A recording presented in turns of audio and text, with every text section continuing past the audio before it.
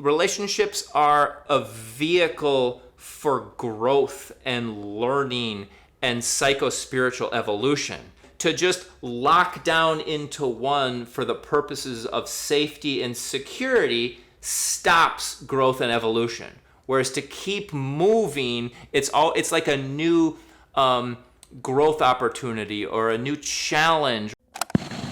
Coming all the way from Minneapolis to Washington, D.C., we now bring you Enter the Freud.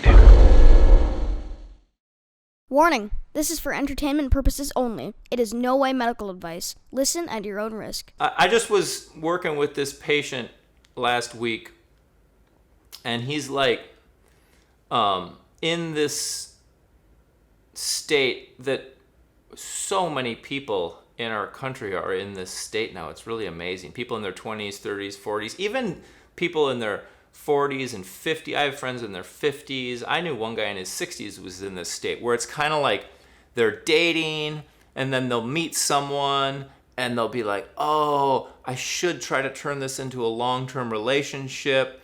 But then the magic fades and they're like, gosh, am I just supposed to stick this out? Is that what you're supposed to do? Because I'd really like to get back on Tinder and do the dating thing, but that's scary and that's stressful and that's hard, and maybe like to be a good person, the thing to do is just to stick in this long-term relationship, and so then when they're in the long-term relationship, they're kind of like, eventually they're like, I want to go back to dating because my girlfriend's starting to be annoying, and we've started to live together and that sucks, and so I want to go dating. And then when they're dating, they're like, oh man, dating sucks so bad, it's so lonely, and it's so like there's so much rejection and it's so painful, and I feel like a crack addict on my dating apps all the time, and there's all this anxiety and longing, painful longing associated with that.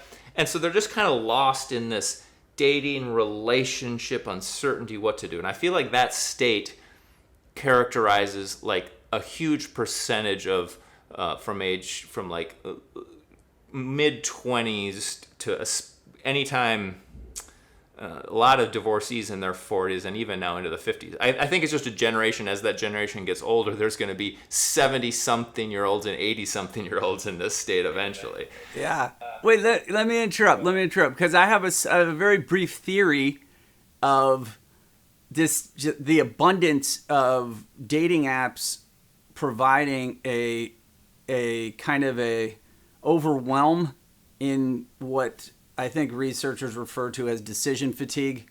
It's certainly something that I used to do to myself when I would just like create the super blackball ultimate profile that would just get everyone would swipe yes to, right? Right. When you outsmart the entire system, and then pretty much. I literally used to do this. It's terrible to admit, but I would match up with 100 attractive women and then just delete and start my account again. Why would you do that? Because of this, there's part of what you're talking about.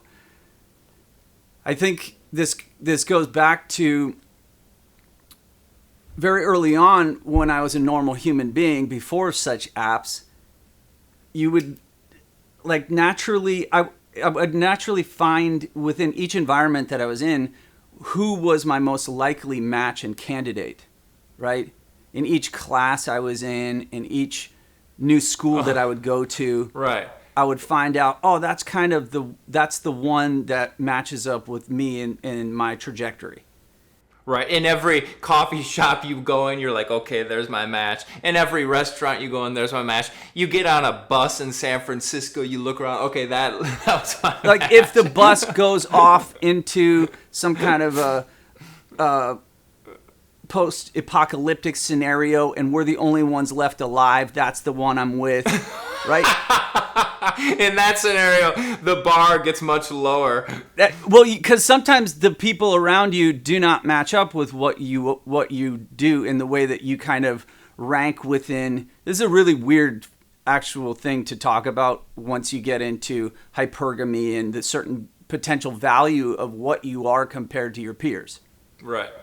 as just measured by a few things like intelligence and looks and whatever your stature is and the way that you present, and whether you're funny or stupid or whatever, however you're comparing. So that is a strange thing. It looks like once upon a time, even in my lifetime, in our lifetime, because in case anyone was wondering, Dave and I are exactly the same age. We're one day apart.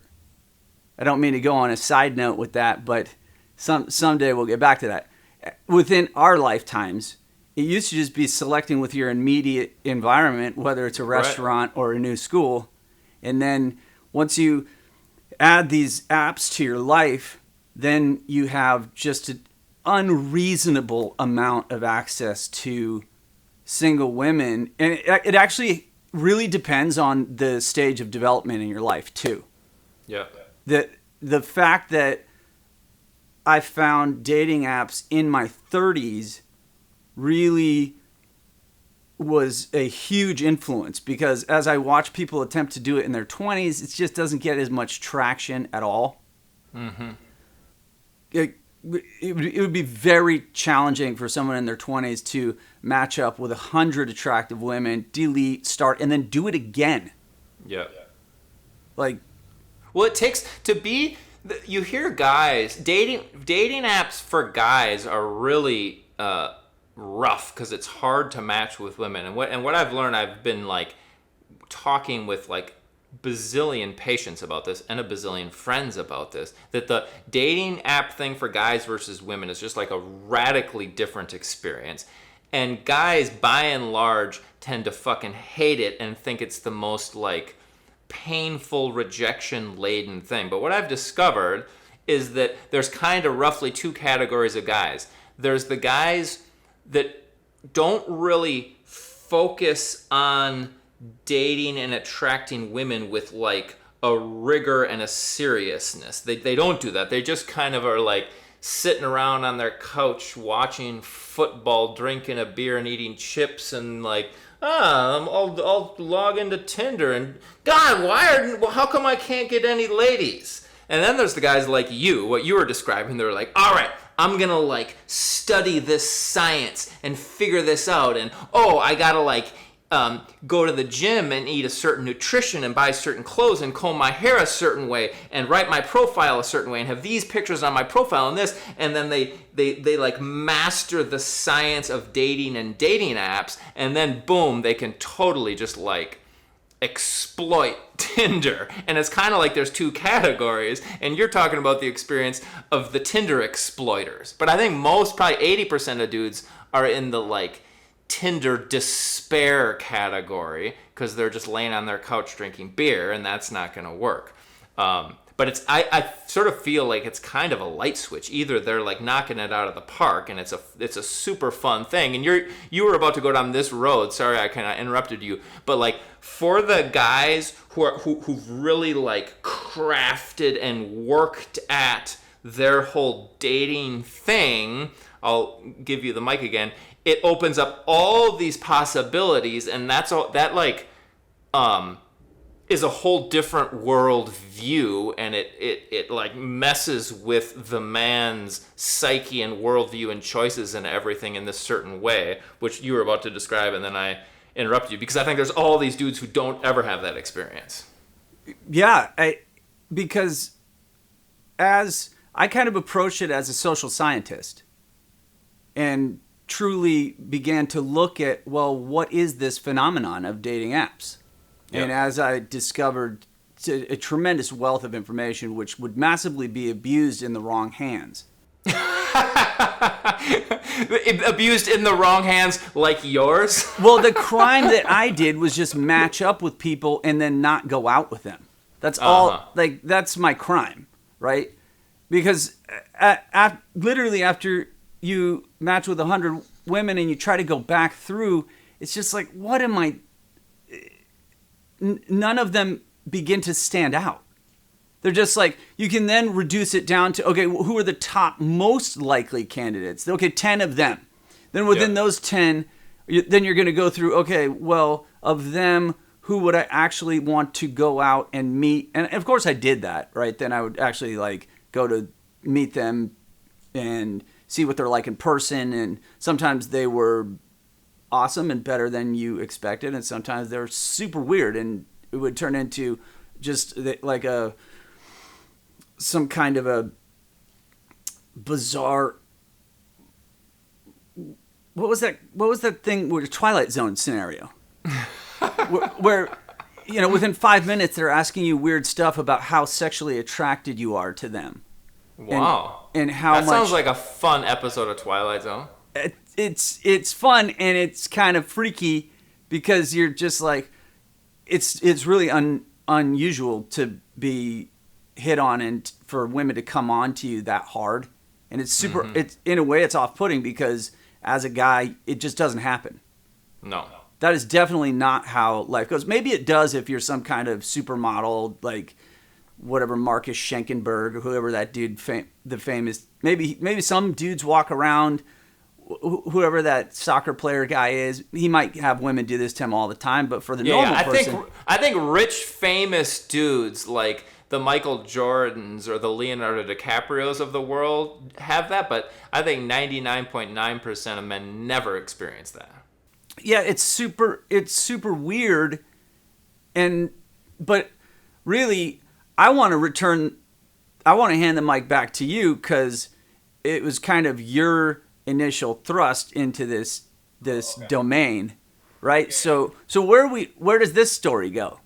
Okay, so I was trying to I was working with this one patient in particular, and I'd been working in this territory a lot, and I was trying to describe something to him, and we were having trouble communicating, and then I was like, all right, I'm gonna draw this out somehow. Like a visual metaphor felt helpful for me, and so I came up with this visual thing. I'll create a graphic or something for the YouTube video. So imagine a circle, and on the left side of the circle is dating. Like you're single and you're dating. And on the right side of the circle is you're in a committed, exclusive relationship. And so what happens is that if you meet someone and kind of, quote, fall in love, I'm putting fall in love in quotes because we could have a whole long discussion about what that means, falling in love. But when you're dating, if you meet someone and fall in love, you start to travel around the circle and you move up to the top, which I'll call the honeymoon phase. Right? Okay. And then eventually, that's when life is the best, is when you're in the honeymoon phase. It's just like fucking glorious fucking milk and honey joy. It's so great. And that's what we all want where we all want to be in life, is in the honeymoon phase. And I think a lot of people idealistically and immaturely kind of think that that's what romantic relationships should be like, and that you should get up into that honeymoon phase where you're just in love and you feel like you found your soulmate, and then the movie ends and you live happily ever after. And people think they want to of course everyone wants to, I want to, but they think they can stay at the top of the circle. But my theory is that that's biologically, psychologically impossible. And there's a lot of anthropologists of relationships that their research has shown this, is that you can only stay up in that honeymoon phase for, lots of times it ends quickly when you get into some dumb fight or you realize that the person was not as cool as you had initially thought. But best case scenario, you can only stay up in there for a year or 2 or 3. I remember one researcher, I think it was Helen Fisher, say that her research suggests that honeymoon phase lasts 18 to 36 months. And so then my theory is the top of that circle, you can't stay there. And so eventually it starts coming down and the honeymoon phase wears off. And then you enter long-term relationship phase. Okay. And then some people hang out there for a while, or some people, after the honeymoon phase ends, they decide, the chemistry's gone, let's move on. But eventually, I don't want to say always, but eventually so we're on the right side of the circle now. A lot of relationships start to deteriorate, and then the bottom of the circle is the breakup phase, which fucking sucks. When the relationship is bad, and you're fighting and this and that, and you kind of need to break up, and you're dealing with the breakup. So the bottom of the circle sucks the worst. That's where humans are the most miserable. And then if and when the breakup happens, lots of times people just get stuck in horrible, toxic, negative relationships. But you can't stay there. Just like you can't stay at the honeymoon phase, you also can't stay at the breakup phase. You got to get out of that. So the breakup phase is at the bottom, and then when you break up, you come back into the dating phase. And the theory is that this circle, humans kind of are going around in this circle in life a lot. And there's a lot of these anthropologists say that humans are serially monogamous, are a serially monogamous species. That's what we are. If you go back and examine all humans across all cultures through all history that we can, what you see is that we're serially monogamous. And that would be characterized by this circle. And that's a different model than the typical model that is sort of the unspoken, unwritten rule in Western culture, where like you get when you're 23, you find someone, you get married, and you live happily ever after. And that's not a circle. That's like a permanency, that everyone wants a permanency. And my theory is kind of that there's this cyclical nature to relationships. And then in that circle, you can't stay everyone wants to stay at the top, but you can't. And no one wants to stay at the bottom, and really you can't. But you can hang out at either of the sides. You can hang out and date forever and do the bachelor life, or you can stay in the like lukewarm long-term relationship forever. But it's not going to have the magic of the honeymoon phase. It's kind of going to be like living with a friend and a roommate, and occasionally you have sex, and that's fine. But it's not the honeymoon phase. It's just kind of like a long-term, lukewarm, mediocre long-term relationship. And a lot of people are just like, cool, that's what I'm going to do because that's what I'm supposed to do. What do you propose is driving the cycle to move? Why wouldn't it stay in places? And when you meet people who come to you and they tell you that they've been in a certain stage for 10 years. You're right. Particularly a bad one. Yep. It's incredibly shocking. But what do you think it is that's driving it? Because I have an idea that it might be your stages of adult development, which is obviously something that is never spoken of. Yep. It's like you go along, you hit puberty, where you have this massive physiological transformation where suddenly you had a wiener that all it was for is peeing, and then now it's this whole different machine that then you are super interested in whatever you identify as being attracted to. Yep. At this point, it could be anything apparently, but whatever. So you're attracted to something and you go after it. But I notice when you're 20, you're really capable of chameleon, like a chameleon, putting on almost any kind of presentation to make the thing go. But then as you emerge into your later stages of development, into your 40s, and certainly by the time you're 60, there's an internal protest to putting on a presentation for the sake of the relationship. It's almost like that becomes a crime. Yep. That like, you made me follow these rules for all these years, and I'm now so mad. You're like, whoa, that was just your contract you made in your 20s, and now you happen to be in your 30s or 40s. Time to make a new contract. Would that be like... Totally. And that, I mean, just that you just used this term adult development, or adult psychological development, or adult maturation. And it's kind of funny, like you said, you never hear that term. And I don't know if you remember... when we were in grad school, we took this class. I think you and I were in the same class. And it's often called in psych grad school, it's called lifespan development.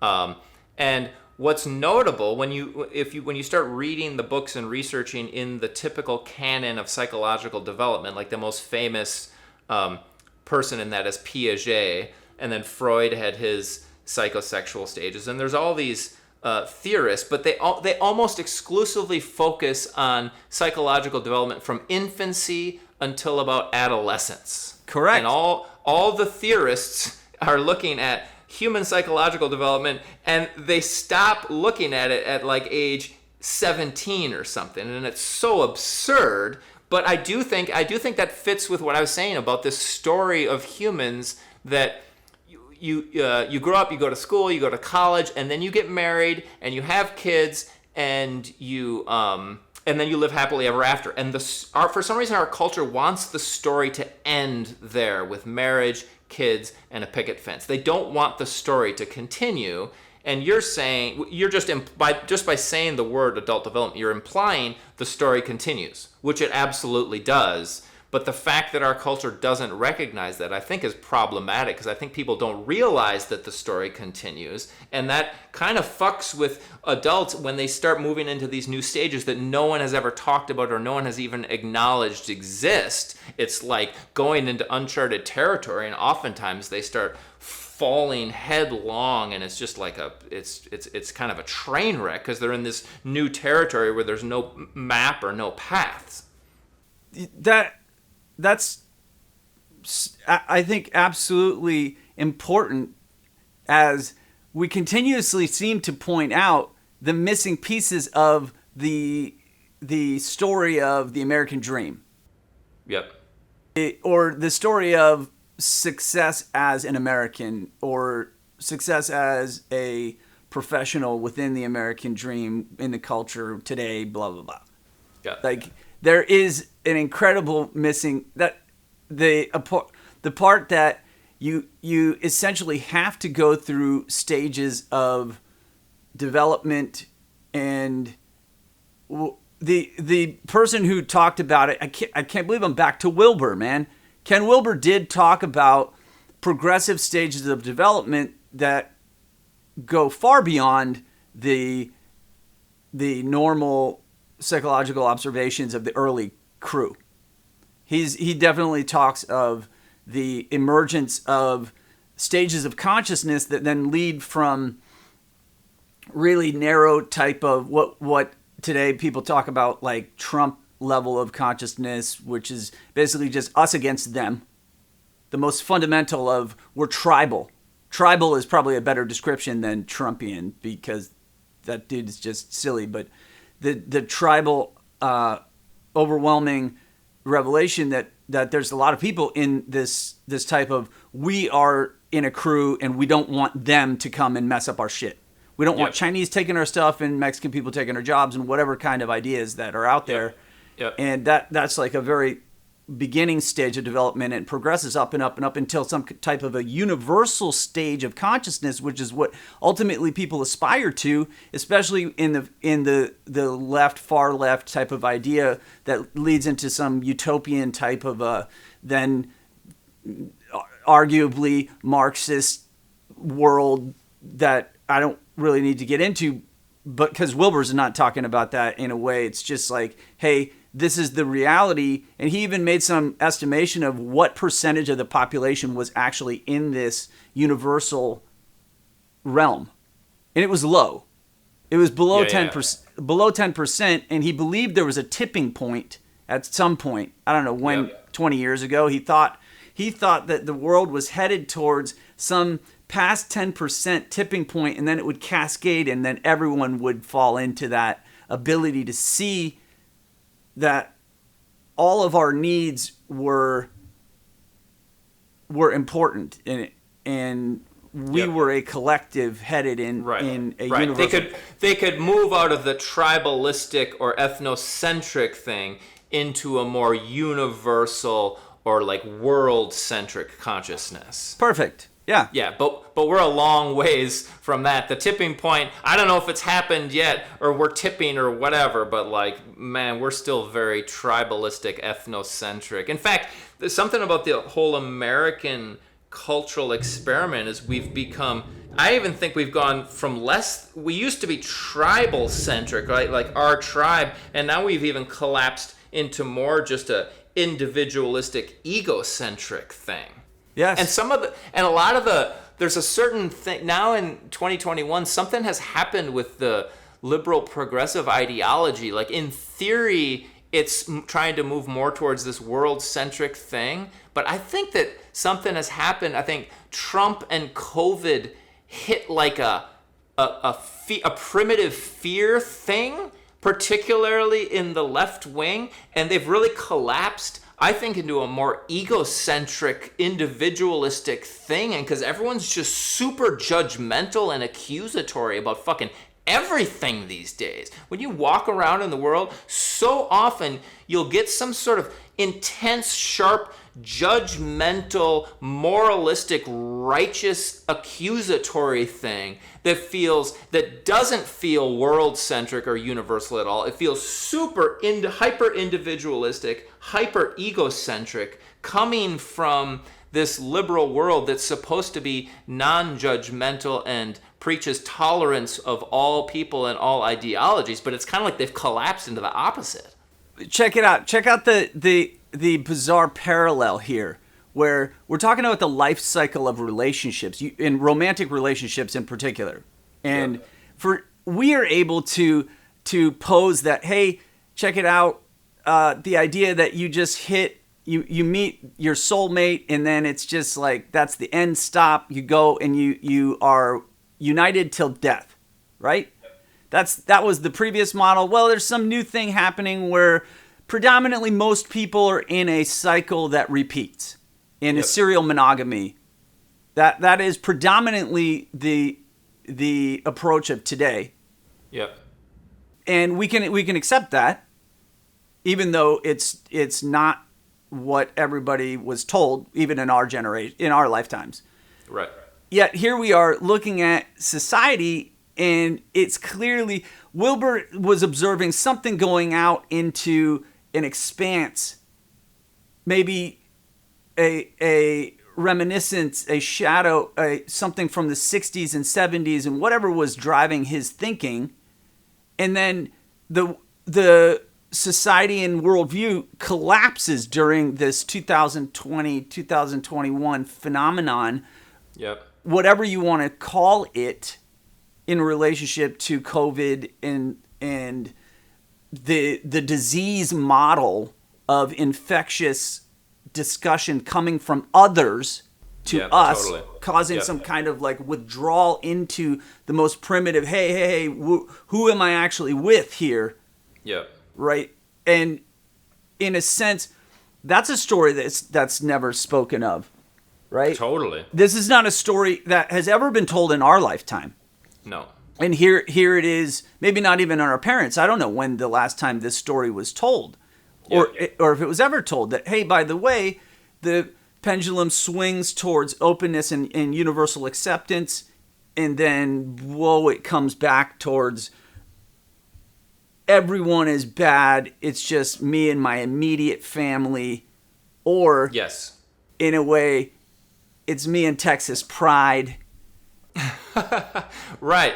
Yeah, that pendulum, as you say, that's a good thing. And it's sort of like the terms liberal and conservative are these terms that have been used they just keep getting reused in different ways. And they started off, I think, more sociological terms and then became more political terms. But that pendulum, I think in more sociological, less political terms, the liberal view is like openness to all, and it's more this like universal openness and freedom, and I can go out and love everyone and empathize with everyone, and I feel safe with everyone. But somehow when you open up to the big world, eventually you get kicked in the nuts, or it's not so much you get kicked in the nuts, like something scares and rattles you at a survival level, and then the pendulum goes, and the conservative thing is like, ooh, other people are threats. I need to like protect myself and go into a safe space. So it's sort of like safety and self-preservation on one side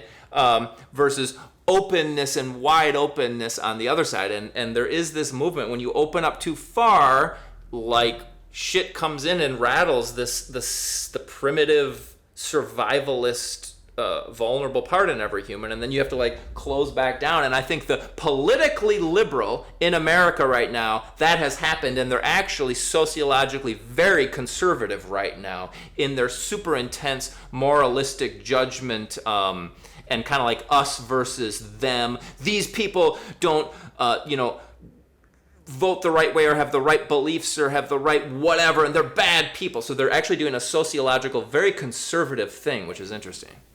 Yeah, I still think you're talking about relationships, right? Yeah, what do you mean? It sounds very much like you're describing the experience of when you start to open up from that tight monogamous scenario that you've developed. And as you enter this kind of a plateau stage, after the honeymoon starts to wind down and you get into the doubt potentially, you start to kind of open up to the idea that there could be others, right? You start to notice other attractive people around you.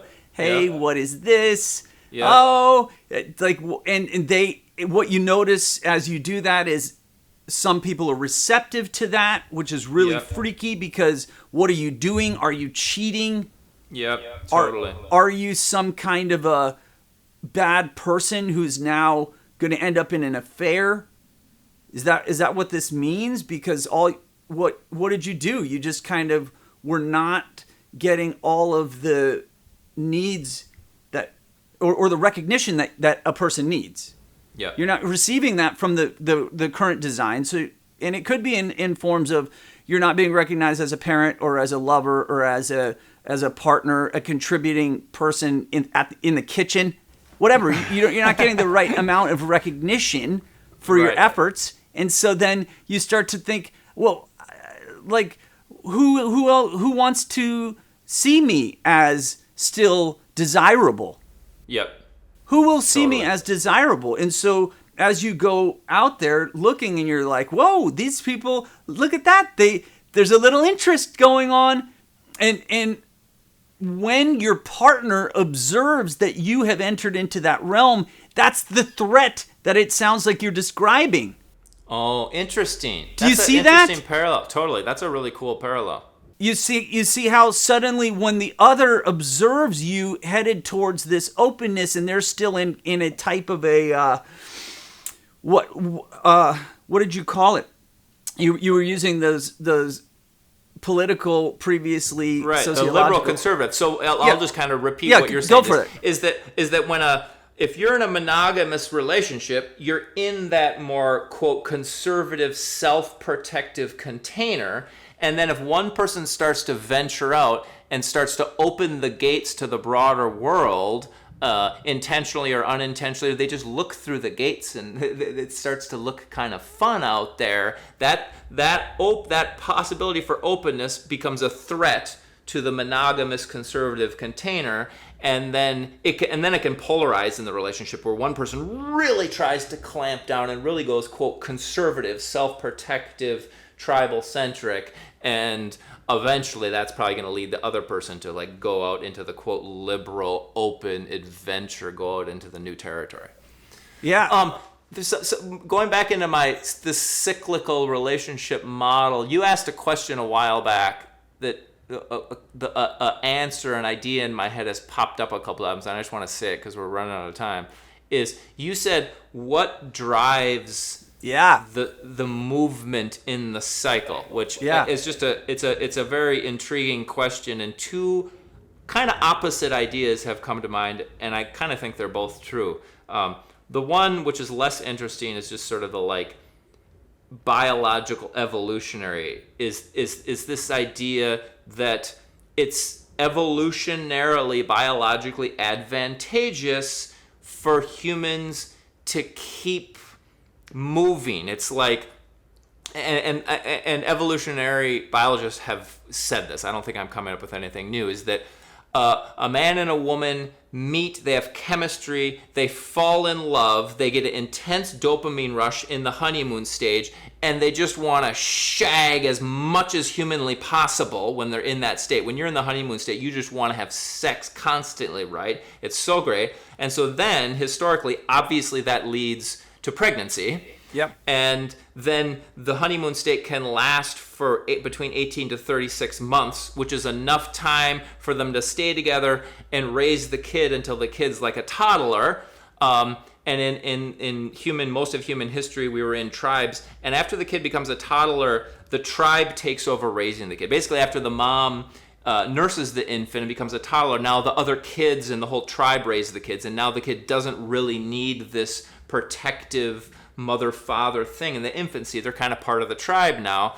And then it's evolutionary advantageous for the couple to lose interest and go and diversify the gene pool and kind of start anew with a new person. So that's I like that. That one I think makes sense to almost anyone if you start to think about why is this make sense to evolve over time.